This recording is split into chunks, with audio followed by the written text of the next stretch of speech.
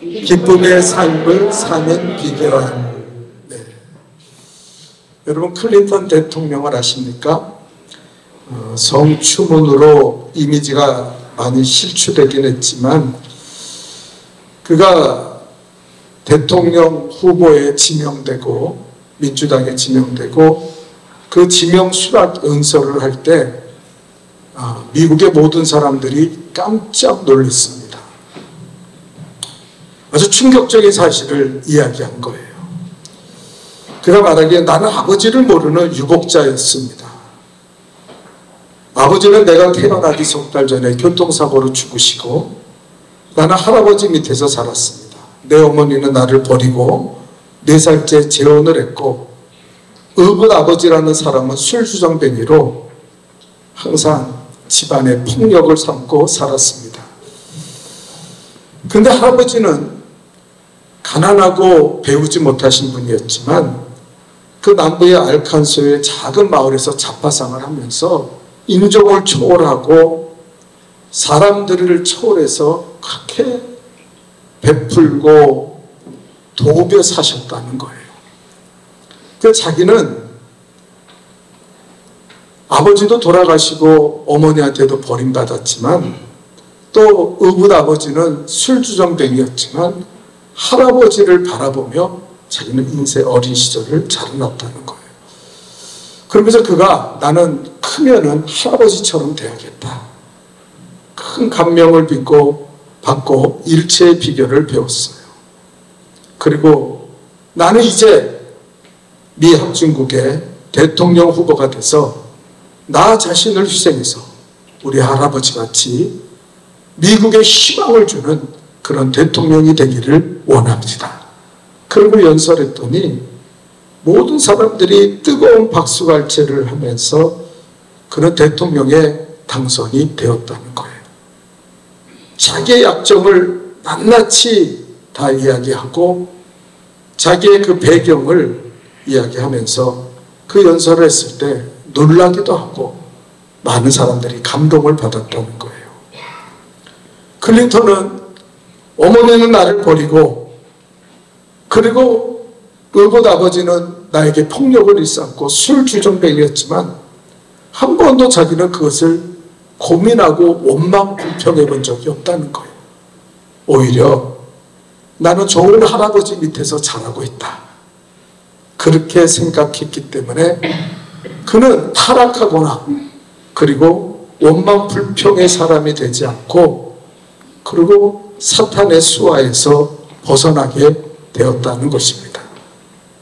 만약에 그가 불평하고 내 인생은 왜 이 모양이냐, 아버지도 없고 엄마한테 버림받았다고 생각했다면 그는 아마 폐인이 되고 미합중국의 대통령이 되는 일은 결코 없었을 것입니다. 그는 항상 성경을 이야기했다 그래요. 항상 기뻐하라, 쉬지 말고 기도하라, 범사에 감사하라. 이건 하나님의 뜻이야. 그 성경을 붙잡고 자기는 살아서 드디어 대통령이 되었다는 거예요. 여러분, 빌립보서는 사도 바울이 쓴 감옥에서 쓴 옥중서신입니다. 근데 그 내용을 보면 이 사람이 과연 옥에 갇힌 사람인가 이해가 안 돼요. 구구절절 기뻐하라, 항상 기뻐하라, 모든 일에 너희는 기뻐하며 살아가라. 아니, 감옥 안에 갇힌 사람이, 억울하게 갇힌 사람이 제 감옥 밖에 자유로운 사람한테 할 얘기입니까? 그래서 우리는 빌립보서를 가리켜서 기쁨의 서신이다. 아멘. 그렇게 이야기합니다. 기쁨의 서신. 여러분, 사도 바울은 어떻게 이런 어려운 형편 속에서도 기뻐하라, 기뻐하라 이야기할 수 있습니까? 오늘 본문에서도 내가 주 안에서 크게 기뻐하면 그 기쁨의 삶을 살아간 비결은 무엇입니까? 오늘 성경을 통해서 우리가 그것을 좀 배우고 그리고 우리도 기쁨의 삶을 살았으면 좋겠습니다. 아멘. 자, 첫 번째입니다. 1번 다 같이 읽어볼까요? 시작. 뭐라고요? 다시 한번 시작. 자족하기를 배웠노라. 오늘 본문 11절입니다. 다 같이 읽어보겠어요. 시작. 내가 국비탑으로 말하는 것이 아니라 어떤 형편에든지 나는 자족하기를 배웠노라. 사도 바울이 기뻐할 수 있던 이유는 자족했다는 거.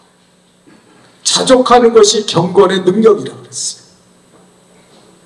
어떤 형편에 있든지 지금이 주신 이 형편은 하나님이 내게 허락하신 은혜의 형편이다. 나에게 나된 것은 하나님의 은혜로다. 그러며 그가 감사할 때 기뻐할 수 있었다는 거예요. 여러분, 로마의 휴일이라는 영화를 아시죠? 그 주연이 오드리 헵번 아닙니까? 그는 이 영화를 통해서 일약 세계의 놀라운 스타가 되었습니다. 대스타로 발돋움해서 배우로 성공했어요. 그런데 그는 여자로서는 참 불행했어요. 사랑해서 만난 남편이 그를 배신하고 외도해서 이혼하고, 두 번째 남편을 만났는데 또 이혼을 당하고, 세 번째 남자를 만났는데도 버림받는 그런 비련의 여인이 되었습니다. 그때부터 이 오드리 헵번은요, 삐뚤어진 자아상을 가졌어요. 나는 남자들한테 사랑을 못 받는구나. 나는 이렇게 버림받는 인생이구나. 지금 만인의 스타가 돼서 만인의 사랑을 받는 대스타예요. 그런데 몇몇 남자 자기 남편들한테 버림받았다는 충격으로 인하여 나는 사람들에게 버림받는 인생, 나는 사랑받지 못하는 인생이라고 그는 그렇게 삐뚤어진 자아상을 가지고 아이도 남편도 더 이상 만나지 않고 그 다음에 가정도 없이 혼자서 노년을 외롭고 쓸쓸하게 우울증에 보냈다는 거예요. 그런데 기적 같은 일은 어느 날 1988년 3월에 유니세프에서 이 오드리 헵번에게 우리 유니세프에 당신이 친선대사가 됐으면 좋겠다. 뭐 그 당시에는 영화도 안 찍고 할 일도 없으니까 그냥 그 일이나 해보자. 그 요청에 의해서 수락하고 유니세프 그 친선대사가 됐어요. 에티오피아, 수단, 방글라데시아, 소말리아 내전이 일어나고 아이들이 전쟁과 고통과 기근에 빠져있는 그곳을 찾아다니면서 그 아이들을 볼 때 자기보다 더 힘들고 고통스러운 삶을 살면서도 밝게 웃는 그 아이들을 보면서 오드리 헵번은 그들을 껴안기 시작했어요. 그들을 위로하기 시작했어요. 그들과 함께하는 시간이 얼마나 행복한지 몰라요.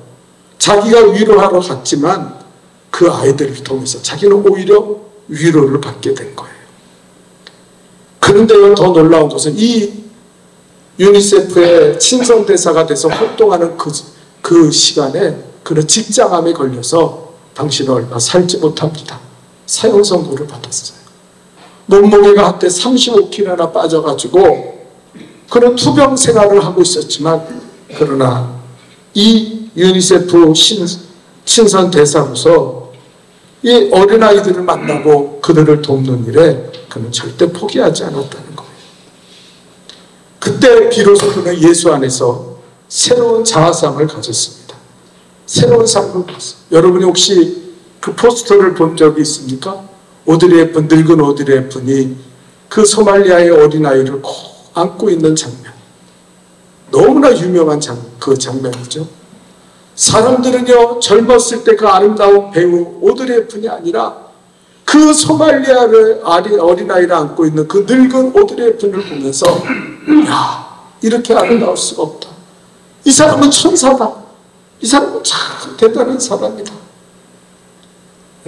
그렇게 찬사를 보냈다는 거예요. 배우로서 성공만이 자기의 인생이라고 인기를 얻는 것이 자기의 목표라고 살았지만 이 사람은 자선활동을 통해서 소망이 바뀌었어요. 나보다 어렵고 힘든 곳을 찾아가서 내가 그들에게 조금만 위로도 될 수 있다면 나는 그들을 찾아가는 일을 내 생명이 닿을 때까지 포기하지 않겠다. 그렇게 소망을 가지고 나갔더니 그가 어떻게 했어요? 그가 아주 마음이 건강해졌어요. 비록 육체는 죽고 말았지만 그가 죽을 때의 모습을 본 사람들은 마치 하늘에서 천사가 내려와서 그 죽음을 맞이한 것처럼 평온했다고 고백하고 있습니다. 여러분, 바울이 기쁨의 삶을 살아간 이유는 뭡니까? 바울은요, 불행했어요. 세상적으로 본다면은 재산도 없고 가난했고 어디 가나 얻어먹고 살았고 자비량으로 선교하면서 그 사람이 사람들한테 뭐 이렇게 귀하게 여김을 받고 사도 바울을 가는 곳마다 그를 죽이려는 사람들, 그를 모함하는 사람들이 가득 차 있었어요. 그럼에도 불구하고 그는 기뻐했어요. 오늘도 감옥에 갇혀 그는 기뻐하고 있는 거예요. 왜요? 그가 디모데전서 4장 10절에서 디모데에게 이렇게 고백합니다. 이를 위하여 우리가 수고하고 진력하는 것은 따라합시다. 우리 소망은 살아계신 하나님께 두미니 그 모든 사람이 특히 믿는 자들의 구주시라. 소망을 하나님께 두었다. 아멘입니까? 아멘. 그게 사도 바울의 기쁨의 원인이에요. 여러분, 또 디모데전서 6장 17절에 뭐라고 다른 사람들한테 이야기합니까? 우리 다 같이 읽어볼까요? 시작. 부한 자들에게 명하여 마음을 높이지 말고 정함이 없는 재물에 소망을 두지 말고 오직 우리에게 모든 것을 후히 주사 누리게 하시는 하나님께 두며 정함이 없는 재물에 소망을 두지 말고. 여러분, 세상 것에 소망을 둔 사람들은요 만족함이 없어요. 여러분, 돈 많으면은요 그러면 될 것 같죠? 옛날에 우리 교회 다니던 사람 중에 한 사람이 자기 목표는 50억을 모으는 거래요. 50억 모으면 이제 돈 걱정 안 하고 세계 여행 다니면서 편안하게 사는 거예요. 내가 속으로 그랬어요. 50억이요? 50억 모으면 당신은 더 갈급할 거. 아마 100억을 모으겠다고 난리칠 거예요. 100억을 모을 수 있다면 100억으로 만족합니까? 당신은 1000억을 얻겠다고 또 욕심을 부릴 거예요. 당신은 그렇게 돈의 노예가 돼서 살아가겠지. 여러분, 세상 돈은요 밑 빠진 독에 물 붓게 이상하게요. 가지면 가지죠. 돈 많은 사람들이 이 정도 있으면 괜찮아? 아니요. 재벌들을 보세요. 한때 재벌들이 그냥 그렇게 돈이 많은데 중소기업에서 뭐 물건 파는데 조금만 잘 되면요 거기에 문어다리처럼 쭉 가가지고 중소기업에 그 이득을 빼앗는 거. 그래서 정부에서 오죽했으면 그만하라고, 이제 하지 말라고 법으로 이걸 만들었어요. 절대 당신도 이렇게 큰 기업이 이 조그만 구멍가게 같은 중소기업 걸 뺏으려고 하더라고. 갈급한 거. 가지면 가질수록 갈급한 거. 여러분, 마약도요 처음에는 한 번 먹지, 두 번, 그 주기가 자꾸 줄어들어서 이제는 마약을 매일같이 먹지 않으면 살지 못해요. 그게 세상 거예요. 세상에 만족함이, 세상에 소망을 둔 사람은요 늘 불평이 많고 늘 마음이 어둡고 그렇습니다. 왜요? 가져도 채우지 못하니까. 그러나 하나님께 소망을 두고 살아가면은요 우린 기쁨이 충만해요. 여러분, 우리가 믿음의 능력이 이거예요. 뭐 돈 많이 벌고 건강해서 뭐 이 세상에서 천년 만년 사는 사람이 누가 있어요? 여러분 중에 있습니까? 아무도 없어요. 아무리 좋은 걸 먹고 아무리 좋은 의료 서비스를 받아도 천년 만년 사는 사람은 없어요. 다 죽게 되는 거예요. 그러나 하늘의 소망을 가지고 아까 오드리 헵번처럼 하나님의 뜻을 위해 좋은 일을 하며 살아가면은요 그 사람은 기쁨이 충만한 거예요. 전 세계의 인기 스타가 되는 것보다 그들에게 받는 위로가 더 크다는 거. 여러분, 사도 바울은요 자기가 오늘 본문에 뭐라 합니까? 내가 주 안에서 크게 기뻐하면 너희가 나를 생각하는 것이 이제 다시 싹이 납니다. 이 말은 뭐냐면은 빌립보 교인들이 사도 바울을 돕지 않았어요. 사도 바울을 잊어버렸어요. 그러니 얼마나 섭섭해요. 선교하는데 도움이 되고 좀 막 지원을 해주고 그래야 되는데 모른 척하고 외면했어요. 그러면요 사도 바울이 이제 그런데 또 연락이 와서 돕겠다고 그러니까 사도 바울이 아이고 언제는 또 뭐 모른 척하더니 이제 와서 돕겠다고? 그러지 않았다. 내가 크게 기뻐함은 너희가 나를 위해 생각하는 것이 다시 싹이 납니다. 너희가 이를 위하여 생각은 하였으나 기회가 없었느니라. 이게 사도 바울의 기쁨이에요. 아멘입니까? 아주 긍정적이에요. 좋게 생각하는 거예요. 어떤 사람은요, 매사에 나쁘게 생각해요. 무슨 말을 들어도 나쁘게 생각해요. 정말 이상해요. 왜 그런지 모르겠어요. 근데 사도 바울은 좋게 생각하는 거예요. 이제라도 도우려고 그러냐? 야, 너희가 생각은 했었지. 알아. 근데 기회가 없었어. 그래서 기뻐한다. 사도 바울은 참 대단한 사람. 이것을 우리는 배우고 하늘의 소망을 가지고 살아야 될 줄 믿습니다. 두 번째로 자족하는 마음은요. 우리 한번 다 같이 읽어봅시다. 2번 시작. 자족하는 마음은 긍정하는, 따라합시다. 감사하는 마음, 긍정하는 마음.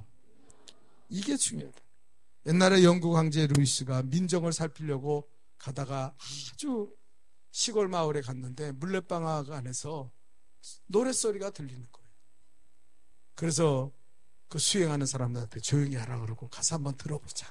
들어봤더니 이런 노래가 나와요. 물레방앗 안에서 그 노인이 노래를 하면서 춤을 추는데, 세상 사람 날 부러워 아니하여도 나도 역시 세상 사람 부럽지 않네. 하나님의 은혜를 생각할 때에 할렐루야 찬송이 저절로 나네. 그러면서 춤을 추는 거예요. 그 노래를 듣고 있던 영국 황제 루이스가 감동을 받아서 그 물레방 안에 들어가서 노인 양반 그렇게 좋아서 찬송하고 그렇게 하나님을 찬양하면서 춤을 추니 내가 감동을 받았다고. 혹시 2절 없냐고. 그랬더니 그 노인네가 아유 황제요 무릎을 꿇은 다음에 2절은 없는데요. 그때 루이스가 그럼 이렇게 부르라고. 자기가 2절을 불렀어요.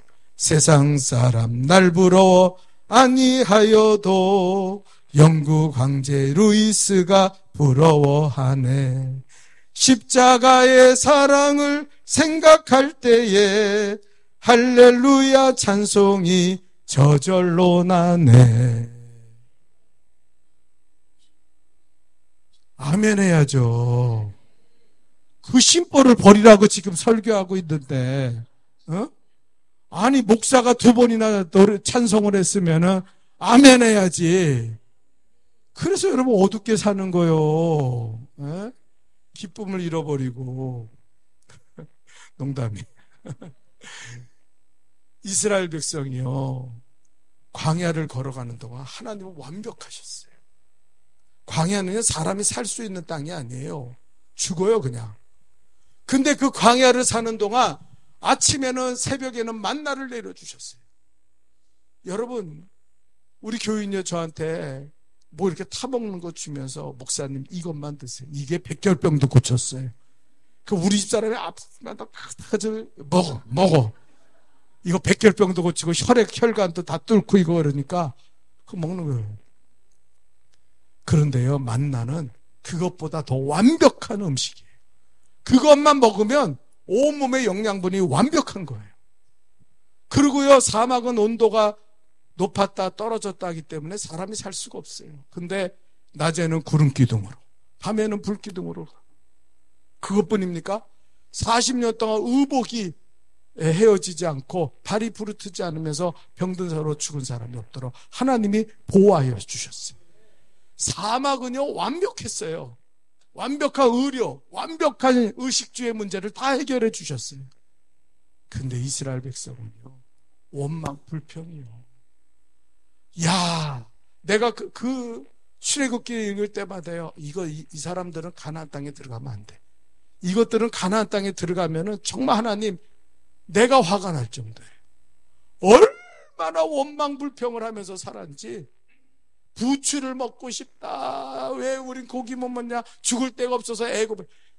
반석을 칠 때마다 생수가 또 200만 명이 충분히 먹고도 마시는데 감사하는 요만큼도 없고 기쁨은 요만큼도 없고 맨날 모세 원망하고 맨날 하나님 원망하고. 그래서 하나님이요, 너희는 지금으로는 천국 갈 수 없어. 너희는 다 죽어야 돼. 그래 다 지옥불에 떨어뜨려 버렸어. 여러분, 완벽한 은혜를, 하나님의 은혜를 받고도 이들은 불평하며 살았다. 왜요? 긍정적인 마음을 잃어버렸기 때문에. 없는 거 보는 거예요. 부추 먹고 싶어? 고기 먹고 싶어? 왜 물이 이렇게 마실 만큼만 나오냐? 펑펑 나와서 그냥 물에 누워가지고 목욕도 하고 수영도 했으면 좋겠는데. 사막에서 물이 나오는 게 기적 아니에요? 네? 40년 동안 병들지 않고 의복이 헤어지지 않았으면 그게 기적 아니에요? 그런데 불평거리가 된 게 이스라엘이에요. 이스라엘은 망해야 돼요. 네? 여러분, 우리가요 자족하고 긍정의 마음, 기쁨의 마음, 하늘의 소망을 두고 살면은 기뻐하게 되는 줄 믿습니다. 자, 두 번째입니다. 사도 바울이 기뻐했던 이유는요, 다 같이 읽겠습니다. 시작.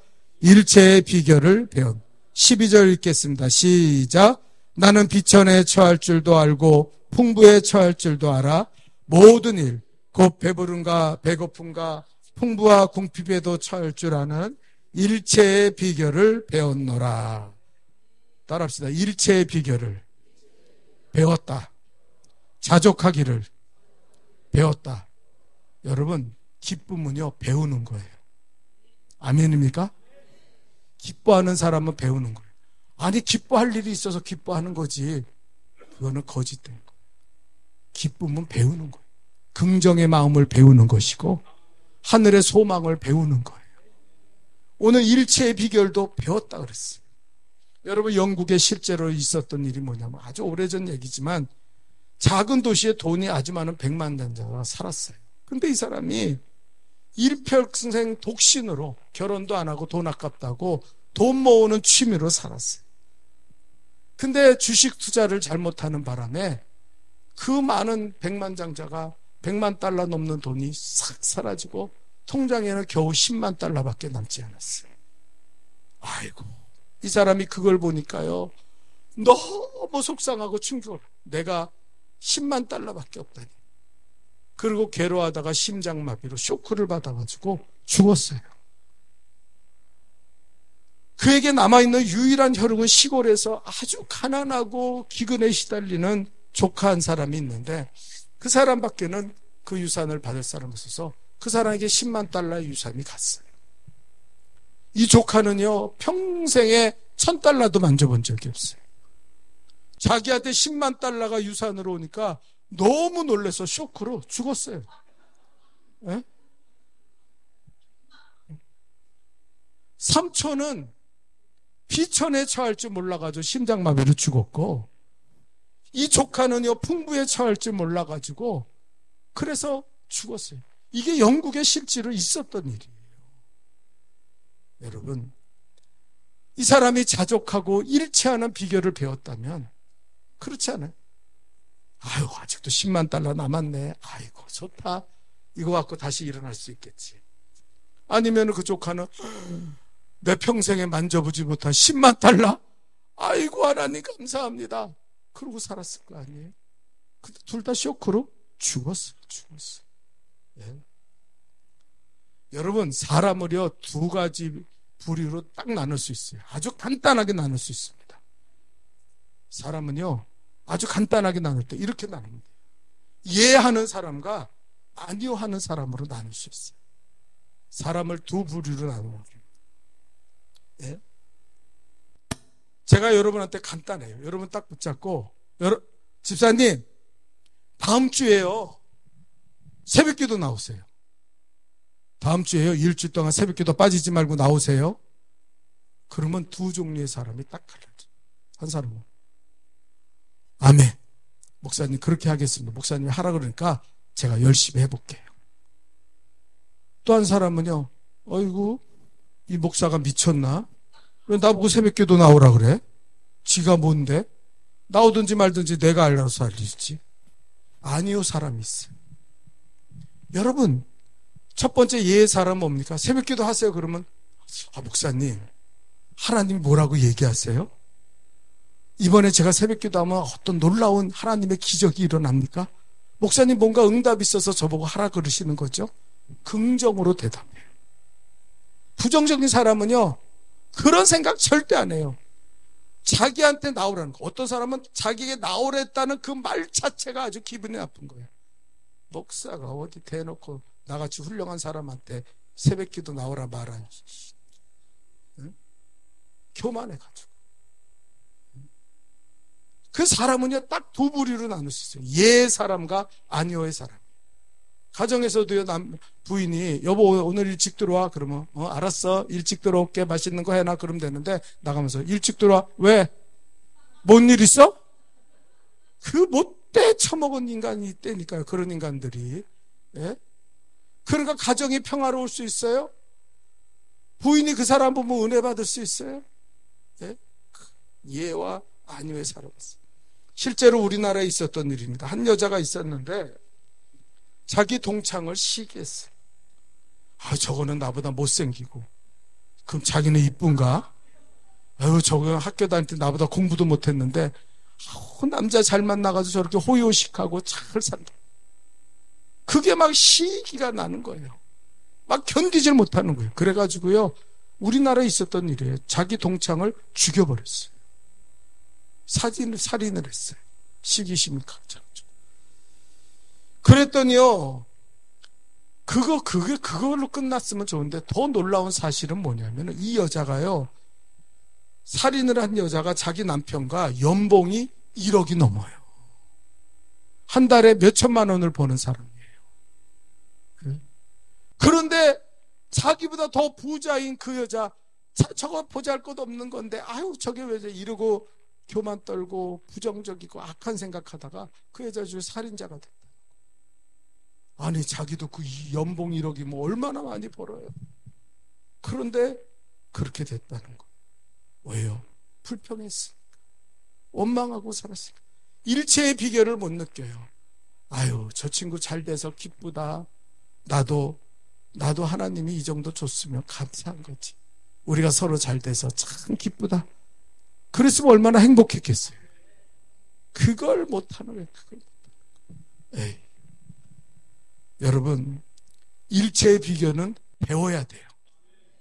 긍정의 마음은 배워야 돼요. 감사는 배우는 거예요. 그냥 되는 게 아니에요. 여러분, 어떤 사람에게는요, 은혜를 줘도 불평합니다. 이스라엘 백성처럼. 어떤 사람은요, 은혜가 안 돼도요, 감사하는 사람이 있어요. 옛날에 제가 읽은 심리학 배울 때 심리학 책에 보면은 이런 예화가 나와요. 아주 긍정적이고 늘 모든 일에 감사하고 기뻐하는 어린아이 하나와 아주 부정적이고 불평이 많은 어린아이, 부유 하나, 불평이 많은 어린아이를 두고 실험을 한 거예요. 심리학자가. 그 불평이 많은 아이에게는 크리스마스 선물로 말을 한 마리 줬어요. 안 놀라시네. 엄청나게 비싼 거예요. 말 한 마리 사봐요. 네? 그래서 말을 갖다 주니까요, 이 아이가 막 펄펄 뛰며 기뻐하더래. 자기가 받을 수 있는 선물에 정말 더 뛰어난 선물을 받았으니까. 근데 며칠 있다가요, 불평하기 시작해. 말을 사다 줘갖고 저 말을 키우는데 내가 얼마나 힘든지 아냐고. 똥도 치워야 되고 저 말이 말도 안 듣고 어서 사주려면 좀 좋은 걸 사주지 이런 걸 사줬냐고. 그 녀석은 불평쟁이로 바뀌더래. 근데 긍정적이고 감사하는 아이에게는 상자 안에 말똥을 넣어서 줬어요. 그러니까 이 아이가 말똥을 보다 이제 불평할 줄 알았는데 기뻐하면 엄마한테 엄마 오더니 감사해요. 그러고 꽃게 안더래요. 야, 너 그 안에 뭐 있는지 봤어? 똥이 있어요. 똥. 말똥. 그러니까 엄마가요. 너 실망하지 않았니? 그랬더니 아니요. 아니 엄마가 좋으신 엄마가 말똥을 줄 때는 말을 준비했겠죠. 엄마 말이 어디 있어요? 얘는 긍정적이고 감사의 마음으로 생각하는 거예요. 하나님도 그런 자식에게 더 주는 거예요. 하나님 앞에 무슨 일을 줘도 환난을 줘도 감사합니다. 하나님 기뻐합니다. 하나님은 더 좋은 것을 예비하고 계시죠. 근데 이스라엘 백성처럼 완벽한 은혜를 줘도 불평 원망하면은요, 있는 것마저 빼앗기고 그는 지옥불에 떨어지는 거예요. 일체의 비결을 배워야 돼요. 세 번째입니다. 마지막 다 같이 읽겠습니다. 시작. 바울의 자족하는 마음과 일제의 비결의 능력이 어디에서 왔습니까? 자, 13절입니다. 크게 읽어봅시다. 시작. 내게 능력 주시는 자 안에서 내가 모든 것을 할 수 있느니라. 아멘. 사도 바울은 이 의식, 이 믿음을 가지고 살아요. 따라합시다. 능력 주시는 자 안에서 모든 것을 할 수 있느니라. 할 수 있느니라. 할 수 있는 거예요. 여러분, 재벌 프로할 거 없어요. 우리도 하나님 필요하면 재벌 만들어 주실 수 있어요. 돈, 벼락이 아니라 돈으로 우리를 완전히 도배할 수 있어요. 근데 왜 안 하십니까? 지금 조금 줘도 교만하고 믿음에서 떠나간 인생 더 줘봐요. 완전히 물질에 빠져가지고 지옥을 향해서 달려가죠. 안 주는 거야, 하나님이. 너는 아직 때가 안 됐다. 너는 주면 큰일 나. 아니, 그 조금 있는 물질에도 그냥 그렇게 시험에 들고 세상에 빠져 사는데 하나님이 더 주시겠어요? 아니죠. 그래서 안 주시는 거예요, 하나님이. 모든, 내게 능력 주시는 자 안에서 하나님은 모든 것을 주실 수 있어요. 할 수 있는 거예요. 예? 우리가 주의 일할 때도요, 하나님 내가 하겠습니다 하면 능력 부어주셔요. 그런데, 아이고, 따지고, 아이고, 제가요, 아이고, 이러면은요, 야, 너는 쓸데, 너는 아니다. 하나님 있는 능력도 뺏어가요. 예? 여러분, 사과를 가장 맛있게 먹는 방법이에요. 사과 중에서 제일 좋은 거 먹으면 돼요. 사과 상자에서. 그 다음에 남은 것 중에서 제일 좋은 거 먹으면 이 사람은 끝까지 먹을 때마다 좋은 걸 먹어요. 근데 우리는 대부분 어떻게 합니까? 사과 먹을 때 썩고 상하고 맛없게 보이는 거 그것부터 먹지 않아요. 그리고 다음에 또 보고 또 썩은 거 먹어. 이 사람은 그 사과 한 상자 똑같은 사과를 먹을 때도 끝까지 썩은 것만 먹고 살아. 인생이 틀려 먹은 거예요. 그래서 불행은 자기가 창조하는 거지 하나님은 인생을 불행하게 만들지 않으셨어요. 자기 스스로 불행의 인생을. 불평 많은 사람 있죠? 아유, 교회가 뭐 어쩌고 목사가 어쩌고 어쩌고 하는 인간들. 그 사람들이요, 그 심보가 원래 그래요. 좋은 걸 주면 그 사람들이 감사할 것 같습니까? 남보다 많은 축복을 주면 그 사람들이 할렐루야 하고 살 것 같아요? 교회 헌신하고 살 것 같아요? 절대 그렇지 않습니다. 여기서 계속 불평이 나와요. 원망이 나와요. 네? 여러분, 교회에서요, 제일 감사하는 사람이 제일 많은 축복을 받은 사람인지 아십니까? 아니에요. 어떨 때는요, 교회에서 제일 불평이 많은 사람이 제일 축복을 받은 사람. 왜요? 세상 것에 칼급해서. 채워지지 않는 욕망을 채우려니까 견디지 못하고 살아가는 거예요. 네. 쌀통에 쌀이 반이 남아있으면, 아이고, 반이나 남았네. 하나님 감사합니다. 그래야 되는데, 아이고, 반밖에 안 남았네. 이거 먹으면 죽어야지. 제가 그 대상자예요. 우리 어머니가 예수 믿기 전에 나한테 맨날 그랬어요. 밥상에 앉으면은요, 야, 오늘 이거 먹으면 우리는 죽는다. 너 똑똑히 알아? 어? 너랑 이거 먹으면 언제 우리 먹을 거 없어서 우린 다 죽어야 돼. 나는 죽음의 공포 속에 살았어요. 그랬어요. 아, 내 이름은 죽는가 보다. 네? 그 초등학생, 그 아무것도 모르는 아이를 붙잡아 놓고 우리 어머니가 예수 믿고 나서는 안 그랬는데 예수 믿기 전에는 맨날 그런 부정적인 얘기만 했어요. 뭐 남편 복 없는 사람이 뭐 자식 복은 있겠냐. 너는 싹수가 놀았다. 그래서 저는요 늘 싹수가 노래가지고 다녔어요. 우리 어머니가 맨날 나한테 너는 싹수가 노래. 예? 그런 예? 여러분, 발명하 에디슨의 일화예요. 그가 67세가 되던 해에 1914년에 실험실에 화재가 발생했어요. 하룻밤 사이에 평생에 모아놨던 연구 자료가 싹 잿더미가 된 거예요. 여러분, 그 가치를 따지면 그 당시에 200만 달러, 200만 달러면 지금의 2천만 달러나 마찬가지. 그러니까 그 뭐 몇 조가 되는 그런 거죠. 예? 근데 보험에서 보상금은 겨우 23만 달러를 받았어요. 그 불탄 곳에 가서 기자가 에디슨에게 물어봤습니다. 에디슨, 당신이 연구한 모든 것들이 이제 잿더미가 됐으니까 당신 이제 앞으로 연구할 그 마음이 생기냐고. 그랬더니 그가 말하길, 아니요, 재난에도 가치가 있고 하나님의 뜻이 있습니다. 비록 실수로 모든 것이 타버렸지만 하나님은 제가 다시 시작할 수 있도록 허락하신 것입니다. 내 실수를 싹 없애버리고 하나님은 다시 시작하도록 나를 도우실 것입니다. 이게 할 말이에요. 그런데 놀라운 것은 정확히 3주 후에 인류 최초로 축음기를 발명했다는 거예요. 그래서 그전보다 더 큰 돈을 벌었어요. 이 축음기 때문에. 에디슨의 이 하나님 앞에 감사하고 긍정하는 마음. 지금으로 말하면 몇 천억 조 단위의 그 연구 자료가 날아갔어도 하나님이 다시 시작할 수 있는 기회를 내게 주신 것입니다. 그래서 감사했다. 그것 때문에 에디슨은 다시 일어날 수 있었어요. 여러분, 자족하십시오. 오늘부터 자족하십시오. 배워야 돼요. 일체의 비결을 배우세요. 항상 높은 자리에서 칭찬받으려고 하지 말고 때로는 낮아지고 때로는 멸시천대도 받아도 할렐루야, 하나님이 나를 가르치시는구나. 기뻐하세요. 긍정의 마음을 가지세요. 내게 능력 주시면서 나는 모든 것을 할 수 있어. 하나님은 내게 필요하면 다 주실 거야. 단지 내가 그릇이 안 돼 있기 때문에 하나님이 못 주시는 것뿐이지. 그렇게 생각하면서 늘 감사해서 기쁨이 충만한 우리 성도들이 되실 수 있기를 주님의 이름으로 축원합니다. 기도하겠습니다. 거룩하신 하나님, 항상 기뻐하라고 주님 말